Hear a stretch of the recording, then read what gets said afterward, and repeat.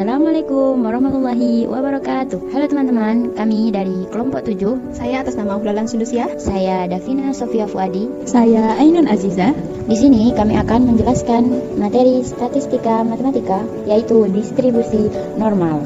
Nah, apa itu distribusi normal? Distribusi normal adalah distribusi probabilitas yang paling sering digunakan dalam statistik. Bentuknya menyerupai kurva lonceng simetris di tengah. Artinya rata-rata, median, dan modus nilainya sama. Nah, saat kita menguji hipotesis, kita butuh yang namanya taraf signifikansi atau yang biasa disebut itu alfa.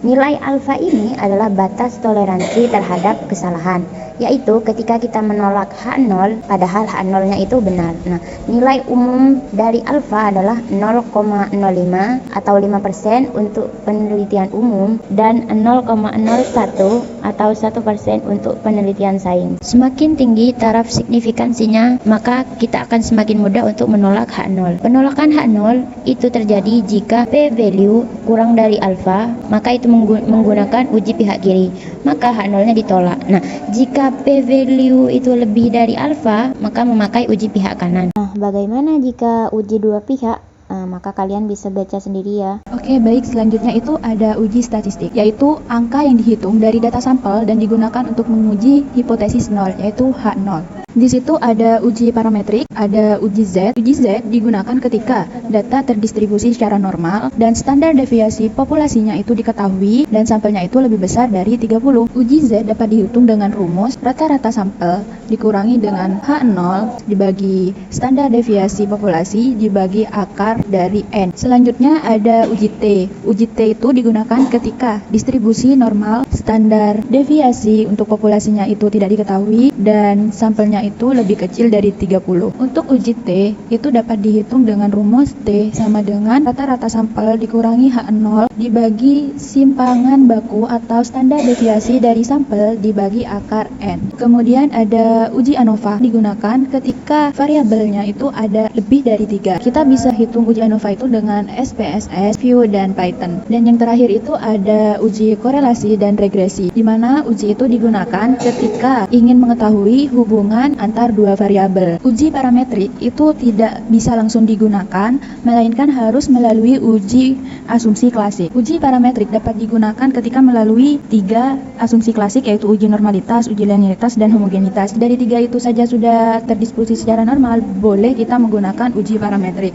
Kemudian itu ada langkah-langkah pengujian statistik. Langkah pertama itu tentukan H0 dan H1. Kemudian langkah kedua tentukan taraf signifikansi. Langkah ketiga hitung nilai Z atau tabel berdasarkan rumus.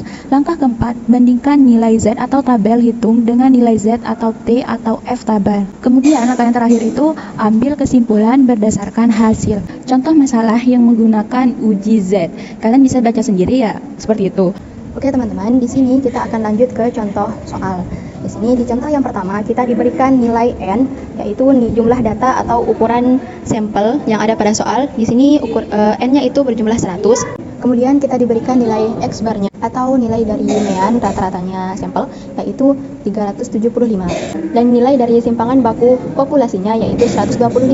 Juga diberikan nilai dari hipotesis awal atau rata-ratanya yang 0, hipotesis 0 yaitu sama dengan 400. Kita di contoh yang pertama ini diminta untuk menguji dengan taraf signifikansi 5%. Nah, penyelesaiannya yang pertama kita akan membuat formula dari hipotesis, yaitu hipotesis 0 itu berarti rata-ratanya sama dengan 400. Kemudian hipotesis 1 itu rata-ratanya kurang dari 400. Di sini kita menggunakan uji pihak kiri, yaitu untuk menemukan apakah nilai dari kenyataannya itu kurang dari 400 atau tidak. Kemudian langkah selanjutnya itu kita menentukan taraf signifikansi, yang dimana tadi kita diminta untuk menguji menggunakan 5%, maka alfanya sama dengan 5% sama dengan 0,05. Kemudian kita akan mencari nilai Z tabelnya. Nilai Z tabel dari alfanya yaitu Z 0,05. Kita bisa menggunakan tabel Z atau Excel. Nanti kita akan menemukan nilai dari Z 0,05 itu sama dengan negatif 1,64. Langkah yang selanjutnya, langkah ketiga, yaitu kita menghitung nilai Z dengan rumus yang telah dijelaskan sebelumnya, yaitu Z sama dengan X bar dikurangi hipotesis awal dibagi oleh simpangan baku yang dibagi oleh nilai dari akar N. Nah, kita masukkan nilai dari yang diberikan di soal, yaitu sama dengan 375 dikurangi 400 dibagi oleh 125 nilai simpangan baku yang dibagi oleh akar dari N.